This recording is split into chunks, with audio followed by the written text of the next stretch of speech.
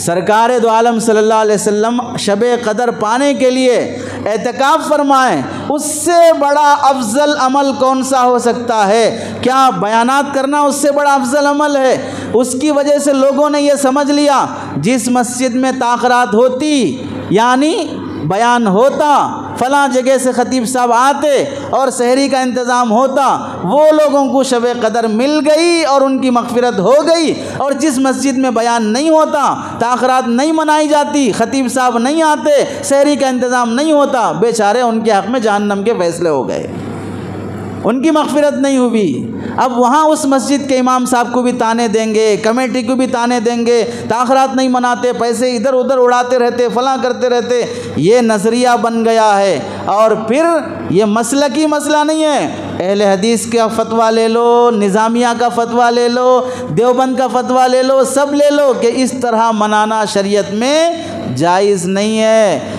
जगने के बहाने से इस कौम को रात के इतनी देर तक जगाने की ज़रूरत नहीं है। रातों में सुलाओ, दिन में जगाओ, रातों में सुलाओ, दिन में जगाओ। लेकिन हम उल्टा कर रहे हैं, दिन में सोते रहेंगे, रात में जागते रहेंगे। अरे नाम बोलना भी चाहिए था, जगने का दिन बोलो, समझ में आती है। जगने की रात, अरे रात तो सोने के लिए, जगने के लिए आई नहीं है। अब फिर क्या करेंगे? बाज़ बंदे तो बयानात पे ही इक्तफ़ा करते हैं, जैसे हम लोग बयान करके चले जाएंगे। बाज़ बंदे हमसे भी बड़े बुज़ुर्ग होते हैं, बड़े शरीफ होते हैं, अल्लाह वाले होते हैं, उनके हाथों में जन्नत की सर्टिफ़िकेट होती है, बल्कि जन्नत की टिकट होती है। सर्टिफ़िकेट तो एक ही रहती, टिकट तो कहीं भी हो सकती, तो टिकटें होती हैं उनके हाथों में। तो क्या करेंगे? बयान के बाद सलातुत तस्बीह की नमाज़, पूरा माइक ऊपर का ऑन करके ऐलान करके आ जाओ सब पूरे। सलातुत तस्बीह का सलाम फेरने से पहले पहले जिब्राइल जन्नत का टिकट दे के चले जाएँ। अब सब लोग जन्नत का टिकट लेके सलातुत तस्बीह के बाद बाहर निकलेंगे। ये वही मनहूस अमल है जिस पर अल्लाह की लानत बरसती है। सलातुत तस्बीह तन्हाई में, अकेले में पढ़ने की नमाज है, जमात से पढ़ने की नमाज नहीं है। अल्लाह के नबी ने कभी वो नमाज जमात से अदा नहीं की है। अब बाज़ लोग सलातुत तस्बीह के बाद फिर खिला पिला कर तहज्जुद की नमाज, उसे भी फिर जमात से पढ़ाएंगे। अब जन्नत की टिकट तो मिल गई ना साहब, फिर वो कौन सी टिकट लेने वास्ते पढ़ रहे नहीं मालूम। शायद वो प्राइम मिनिस्टर की, MP MLA की टिकट लेने वास्ते पढ़ रहे होंगे। अब फिर तहज्जुद की नमाज़ पढ़ाएंगे। अब फिर वहाँ एक 12 रकात 8 रकात का एक सिलसिला चलेगा। अल्लाह के नबी अलैहिस्सलाम की पूरी ज़िंदगी में तहज्जुद की नमाज जमात से पढ़ी हो, देख लो।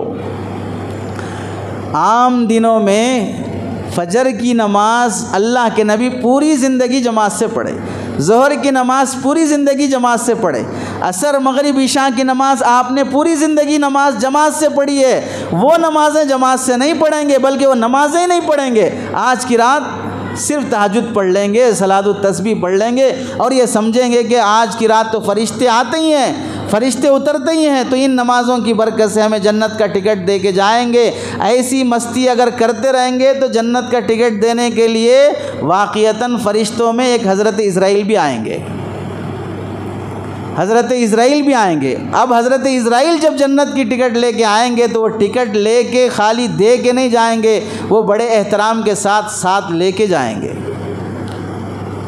साथ लेके जाएंगे। तो जो सलातुत तस्बीह पढ़ते हैं, तहज्जुद जमात से पढ़ते हैं, उन सब से दरख्वास्त है कि बन सवर के तैयार रहें। टिकट लाने वालों में हज़रत इज़राइल भी होते हैं, कभी भी बुलावा आ सकता है, जाने तैयार होना चाहिए।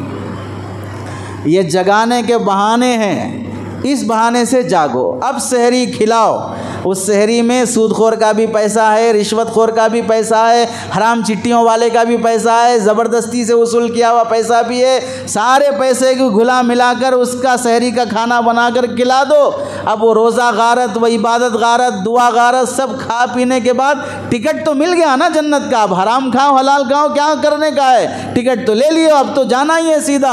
अब खा लेने के बाद बहुत हो गया, रात से जाग रहे हैं, 2-2 टिकट मिल चुके हैं, अब खा भी लिए हैं, तो क्या करो, फजर पढ़े बगैर सो जाओ, फजर पढ़े बगैर सो जाओ। इस वास्ते सलातुत तस्बीह पढ़ने वाले, तहज्जुद जमात से पढ़ने वाले, देख लो उनमें से फजर कितनों की होती है और आज जैसी रातों में इशा की नमाज जमात से पढ़ लिया, फजर की नमाज जमात से पढ़ लिया, बाकी जितनी हो सके इबादत कर लिया। इसी में सुन लो, अभी जो ये बयान चल रहा है इस बयान में भी बैठना ज़रूरी नहीं, ये सुनना भी ज़रूरी नहीं। आप अभी जाकर अपनी इबादत में लगो, अपनी ज़िक्र में तिलावत में लगो, ये भी ज़िक्र है। अगर तुम उठ के जाके अपनी इबादत कर लोगे वो भी इबादत है, उससे मना नहीं किया जाएगा। अगर इशा और फजर जमात से पढ़ लिया, अपनी ताकत के मुताबिक इबादत करके दुआ करके सो गया, वो बंदा कामयाब है, वो बंदा कामयाब है। उसकी फ़र्ज़ इशा फ़र्ज़ फजर महफूज हो गई।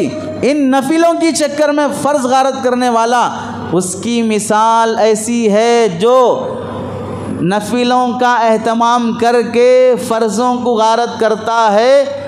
ऐसी मिसाल जैसे कि उसने सुना पगड़ी बांध के नमाज़ पढ़ने पर बड़ा सवाब मिलता है, बड़ी फजीलतें, सुन लिया किसी जनाब ने तो जोश में आकर लुंगी निकाला और पगड़ी बांध लिया, नीचे पूरा दिख रहा है और कह रहा है भाई पगड़ी में तो सुन्नत है, सवाब ज़्यादा मिलता है। अल्लाह के बंदे, सुन्नत घट किया, फ़र्ज़ चट किया। सुन्नत तो घट किया, फ़र्ज़ चट किया है। ऐसी मिसाल है, सलातुत तस्बीह पढ़ा, तहज्जुद पढ़ा, ये तो सुन्नत है, बिल्कुल पढ़ो, लेकिन इसकी चक्कर में तुमने जो फ़र्ज़ गारत कर दिया है उसका क्या करोगे? ये सारे बहाने ख़त्म होने चाहिए, तब जाके सही शरीयत होगी।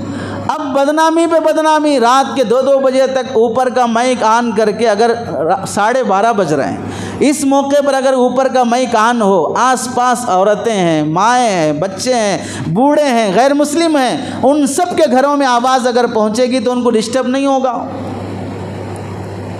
तो दूसरों को तकलीफ़ पहुँचाकर कौन सा सवाब कमा रहे हो?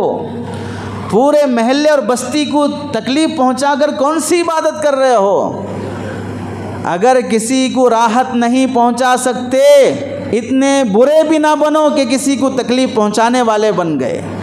किसी के हक़ में भलाई और खैर नहीं कर सकते, इतने बुरे भी ना बनो कि किसी के हक़ में शर और बुराई करने वाले बन गए।